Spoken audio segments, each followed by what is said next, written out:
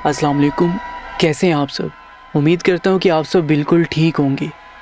ये कहानी हमारे एक सब्सक्राइबर ने हमें भेजी है। वो कहते हैं कि अस्सलाम वालेकुम उस्मान भाई, मेरा नाम सफ़दर है और मैं लाहौर का रहने वाला हूँ। मैं कितने टाइम से आपकी कहानियाँ सुन रहा हूँ। ज़ाती तौर पर मैं आपकी कहानियों को पसंद करता हूँ।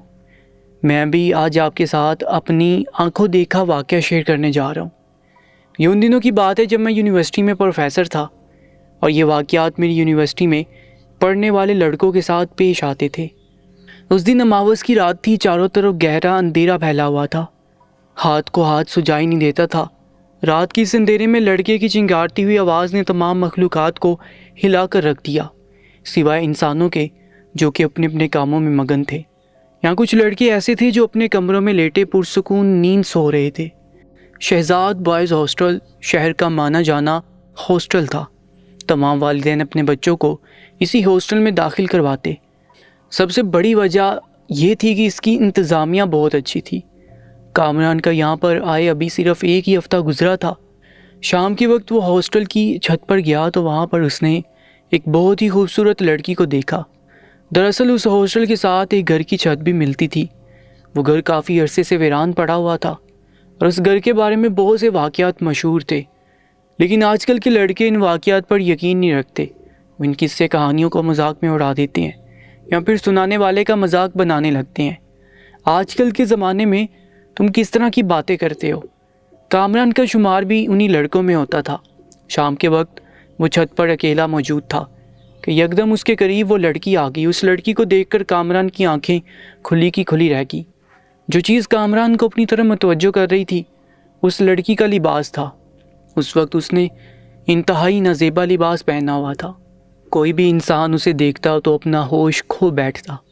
लड़की का सारा जिस्म वाज़े हो रहा था, लेकिन उसे देखकर यूँ महसूस हो रहा था जैसे उसे अपनी इस हालत की ज़रा भी परवाह नहीं हो। वो खुलेआम दावत गुनाह दे रही थी। कामरान भी खुद पर काबू नहीं रख पाया और तेज़ी से उस लड़की की तरफ बढ़ा। इससे पहले कि वो उस लड़की को हाथ लगाता, लड़की तेज़ी से पीछे की तरफ मुड़ी और मुस्कुराते हुए कहने लगी, इतनी आसानी से कैसे मैं तुम्हें अपने करीब आने की इजाज़त दे सकती हूँ? उसकी बात सुनकर कामरान बेचैन हो गया और उसे कहने लगा, मुझे जल्दी से बताओ कि मुझे क्या करना होगा। मुझसे अब मज़ीद बर्दाश्त नहीं हो रहा। कामरान को ये भी होश नहीं रहा था कि वो एक मुअज़्ज़िज़ ख़ानदान से ताल्लुक़ रखता है और वो इस वक्त हॉस्टल की छत पर मौजूद है। कोई भी शख्स अगर उसे ये सब करते हुए देख लेता तो उसके लिए मसला बन जाता। कामरान के जहन पर फ़िलहाल सिर्फ़ और सिर्फ ये खूबसूरत लड़की सवार थी जो दावत नज़ारा बनी हुई थी। लड़की मज़ीद मानीखेज़ अंदाज में मुस्कुराने लगी, कहने लगी, तुम्हें एक काम करना होगा। रात को 2 बजे तुम्हें यहाँ पर आना होगा। फिर तुम जो भी कहोगे मैं तुम्हारी बात मानने के लिए तैयार हूँ। उसकी बात सुनकर कामरान ने तेज़ी से नफ़ी में सर हिलाया और उसे कहने लगा, मैं इतना लंबा इंतज़ार नहीं कर सकता, ये मेरे लिए मुमकिन नहीं है। लड़की कहने लगी, तुम्हें इंतज़ार करना होगा।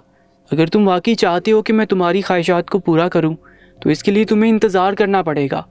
कामरान ने एक गहरी सांस ली और उसे कहा कि तुम मुझे ये बताओ कि तुम हो कौन और यहाँ पर कैसे आई? कामरान की बात सुनकर लड़की एक अदा से कहने लगी कि तुम आम खाओ, गुठलियाँ मत गिनो, बहुत जल्दी तुम्हें पता चल जाएगा कि मैं कौन हूँ। चलो अब जल्दी से यहाँ से जाओ, लड़के यहाँ पर आ रहे हैं। अगर उन्होंने मुझे देख लिया तो तुम्हारी वजह से मैं मुश्किल में फंस जाऊँगी। मैंने तुम्हारी वजह से इतनी मुश्किल से वक्त निकाला है और यहाँ पर आई हूँ। कामरान ने बेयकीनी से उसकी तरफ देखा और उससे पूछने लगा, क्या तुम सच कह रही हो? क्या तुम वाकई यहाँ पर मेरे लिए आई हो? उसकी बात सुनकर लड़की उसे गहरी नज़रों से देखते हुए कहने लगी, मैं शुरू से तुम जैसे लड़कों की तलाश कर रही थी। इतना अरसा गुजर गया, मुझे तुम जैसा लड़का नहीं मिला। अभी मैं अपनी तस्कीन की शुरुआत तुम जैसे लड़के से ही करूँगी। लड़की की बात कामरान के सर के ऊपर से गुजर गई। अचानक ही उसे अपने दोस्तों की आवाज़ सुनाई दी। वो तेज़ी से उस तरफ भागा और लड़की को कहने लगा, तुमने रात को 12 बजे यहाँ पर लाजमी आना है। मैं बहुत बेसब्री से तुम्हारा इंतज़ार करूँगा। कामरान की बात सुनकर लड़की ने तेज़ी से हाँ में सर हिलाया। कामरान वहाँ से नीचे की तरफ चला गया और लड़की देखते ही देखते वहाँ से गायब हो गई। गायब होते वक्त उसके चेहरे पर एक अलग ही पुरअसरार मुस्कुराहट फैली हुई थी। कोई नहीं जानता था कि रात के वक्त यहाँ पर मोहब्बत के नाम पर क्या होने जा रहा है। किसी को भी अंदाज़ा नहीं था कि रात के वक्त यहाँ पर एक ऐसा अमल होने जा रहा है जिसके बारे में अगर कामरान को पहले पता चल जाता तो वो मर जाना पसंद करता, लेकिन यहाँ पर कभी भी लौट कर ना आता। कामरान उन लोगों में से एक था जो लड़कियों की तरफ बहुत आसानी से मुतवज्जो हो जाते थे। उन्हें सिर्फ़ और सिर्फ एक इशारे की ज़रूरत होती है और वो पूरे के पूरे लट्टू हो जाते हैं। जबकि उस लड़की ने तो ना सिर्फ कामरान को अपने जिस्म के नशेब फराज दिखाए थे, बल्कि इसके अलावा उसे खुलेआम ऑफ़र भी की थी, जिसके बाद कामरान कभी भी इस तरह का मौका हाथ से जाने नहीं दे सकता था। उस हॉस्टल का वार्डन बहुत ही सख्त था। सब लड़के उससे डरते थे और उस हॉस्टल का कानून था, रात के 11 बजे छत का दरवाज़ा बंद हो जाता था।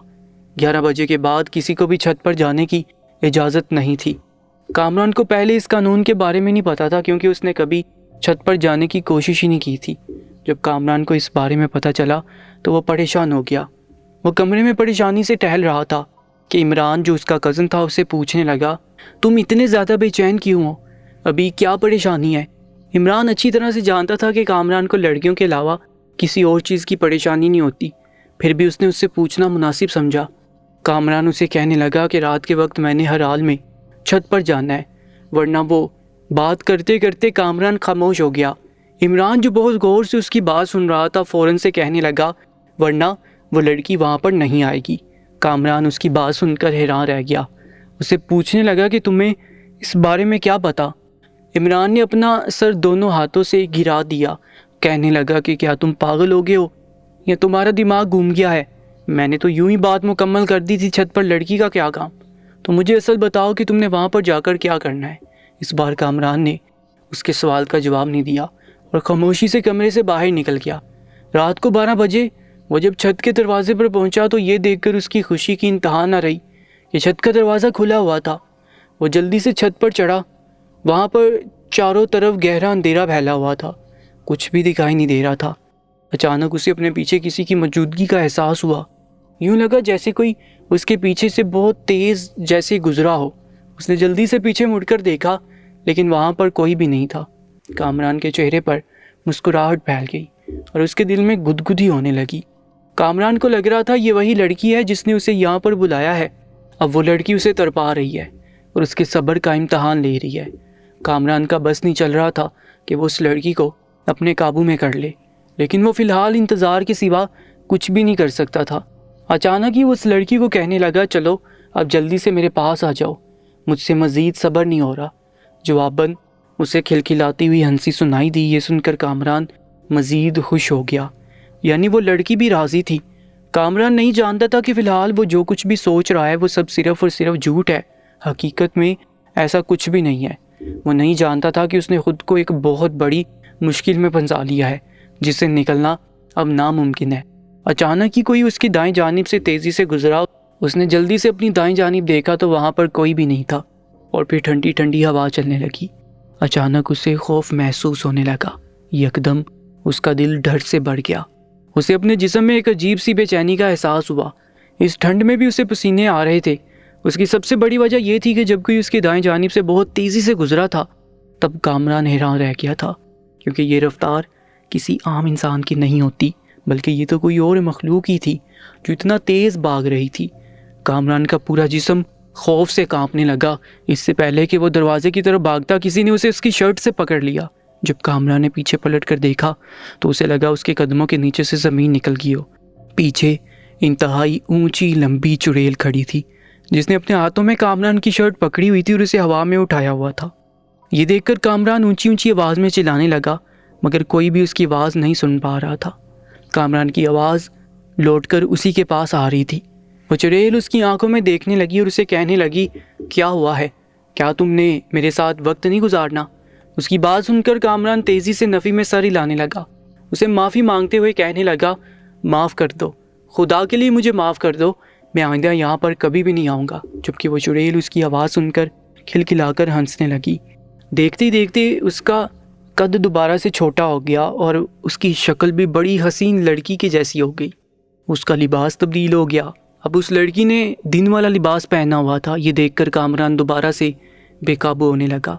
इससे पहले कि वो उस लड़की को अपने बाजू में दबोचता, वो लड़की कामरान की गर्दन में अपने दांत पेवस्त कर चुकी थी और बहुत बेदर्दी से उसका खून पीने लगी।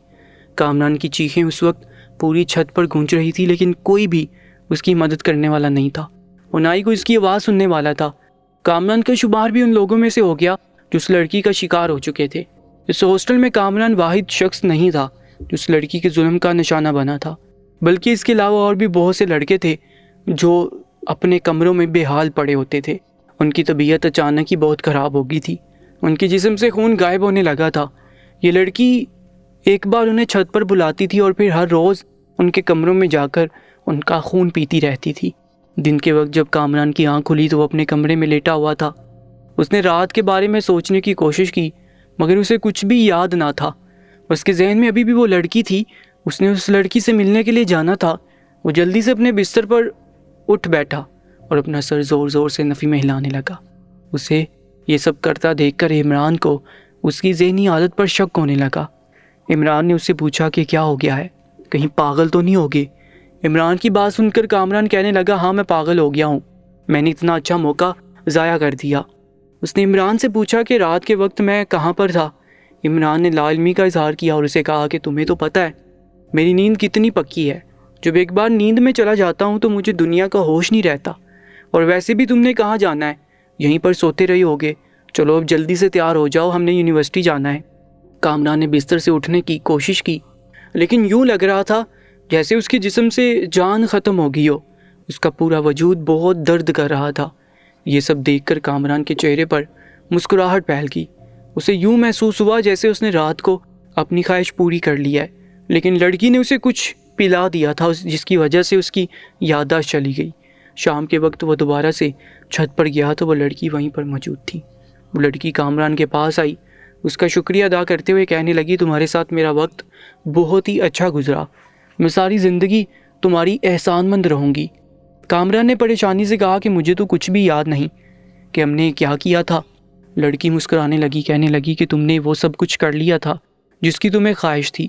इसके बाद लड़की ने कहा कि मैं तुमसे रोज़ रात को मिलने के लिए तुम्हारे कमरे में आया करूँगी। कामरान परेशान हो गया।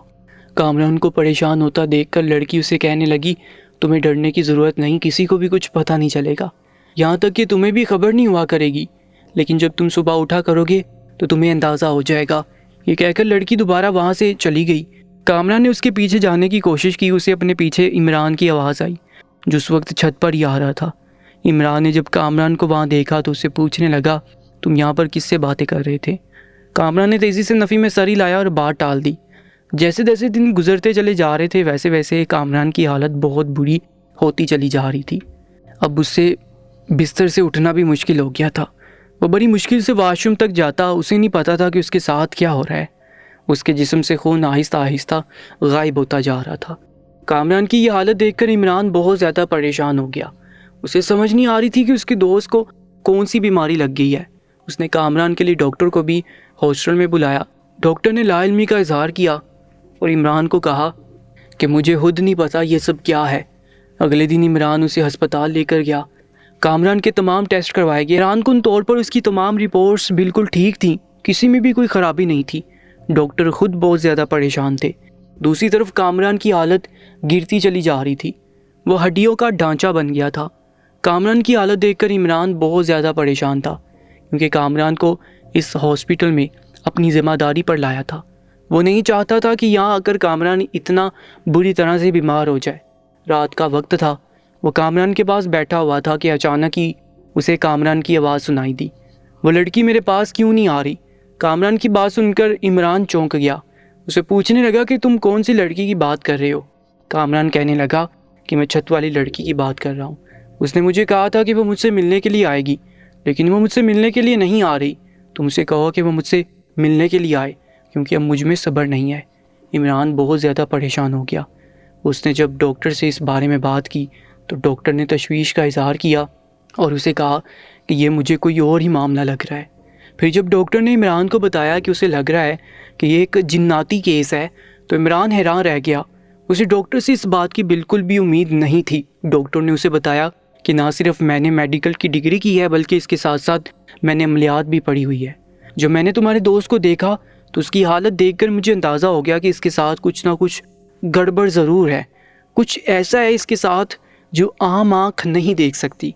सारी चीज़ मुझ पर वाज़े हो गई और जब इसकी रिपोर्ट साफ आई तो मुझे यकीन हो गया था। डॉक्टर की बात सुनकर इमरान बहुत परेशान हो गया। डॉक्टर को कहने लगा कि मैं क्या करूं। डॉक्टर ने कहा कि फ़िलहाल तो मैं तुम्हें कुछ नहीं बता सकता, तुम इसे हॉस्टल में लेकर जाओ, क्योंकि जब तक ये यहाँ पर रहेगा तब तक तुम उस मखलूक के बारे में पता नहीं लगा पाओगे। अगले दिन इमरान कामरान को लेकर हॉस्टल वापस चला गया, लेकिन वो नहीं जानता था कि उसे हॉस्टल वापस लाकर वो कितनी बड़ी गलती कर रहा है। 2 दिन के बाद ही कामरान का इंतकाल हो गया, क्योंकि उसके जिस्म से सारा खून गायब हो गया था। कामरान के इंतकाल की खबर इमरान के लिए बहुत बुरी थी, और भी चंद ही दिनों के बाद वहाँ पर मज़ीद लड़कों का भी इंतकाल हुआ। सबका एक ही मसला था, सबके जिस्मों से खून गायब हो रहा था। कोई नहीं जानता था कि सबकी क्या वजह है। हॉस्टल में हर तरफ खौफ की कैफियत थी।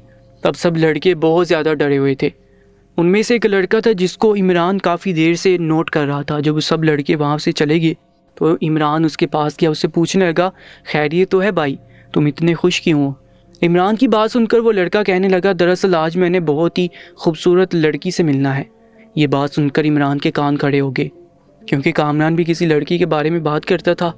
इमरान उससे बेचैनी से पूछने लगा कि तुम किस लड़की की बात कर रहे हो?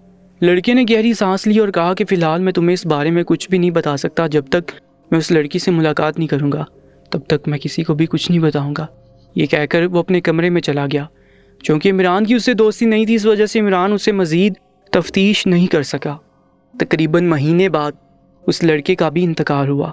एक दिन इमरान खुद छत पर चला गया, उसे वहाँ एक लड़की दिखाई दी। उस लड़की को देखकर इमरान को लगा कि उसका दिल सीने से निकलकर बाहर आ जाएगा। वो बड़ी हसीन लड़की थी, नज़ेबा लिबास पहना हुआ था और इमरान को अपनी तरफ मुतवज्जो कर रही थी। वो लड़की बोली, इमरान तुम मुझे हासिल करना चाहते हो? लड़की की बात सुनकर इमरान ने तेज़ी से हाँ में सर हिला दिया। खुद नहीं जानता था कि उसने ऐसा क्यों किया। शायद उस लड़की में कशिश इतनी ज़्यादा थी, खुद को रोक नहीं पाया।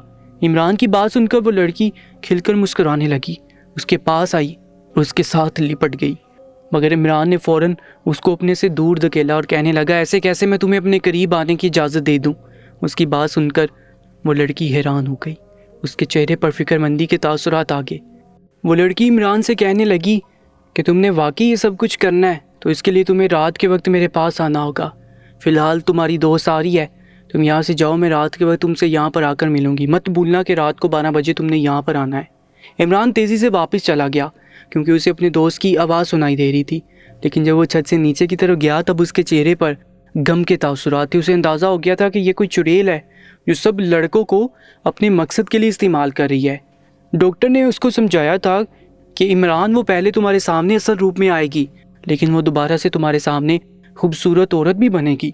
जैसी वो खूबसूरत औरत बने तुमने उसके गले में ये तवीज़ डाल देना है। डॉक्टर ने इमरान को मजबूत रहने की हिदायत दी। रात के वक्त मखसूस वक्त में इमरान उस छत पर गया। 12 बजे अचानक वो खौफनाक चुड़ैल उसके सामने नमूदार हुई। वो बहुत डरौनी थी। इमरान को लग रहा था कि अगर वो थोड़ी देर तक उसे देखता रहा तो वो बेहोश हो जाएगी। इमरान ने बड़ी मुश्किल से खुद पर काबू पाया, फिर देखते ही देखते वो एक खूबसूरत लड़की बन गई। जैसे ही वो इमरान के सामने खड़ी हुई, इमरान ने फुर्ती का मुजाहरा किया और उसके गले में वो तावीज़ डाल दिया। देखते ही देखते उस चुड़ैल को आग लग गई और फिर उसका किस्सा हमेशा हमेशा के लिए तमाम हो गया। इमरान ने ना सिर्फ अपने दोस्त का बदला ले लिया, बल्कि उसने तमाम उन लोगों का बदला ले लिया जिसके साथ उस चुड़ैल ने ज़्यादती की थी। अगर अभी तक आपने चैनल को सब्सक्राइब नहीं किया तो सब्सक्राइब करके साथ मौजूद बेल आइकन पर भी क्लिक कर लीजिएगा, ताकि हमारी तमाम नई वीडियोज़ आप तक सबसे पहले पहुंचती रहें।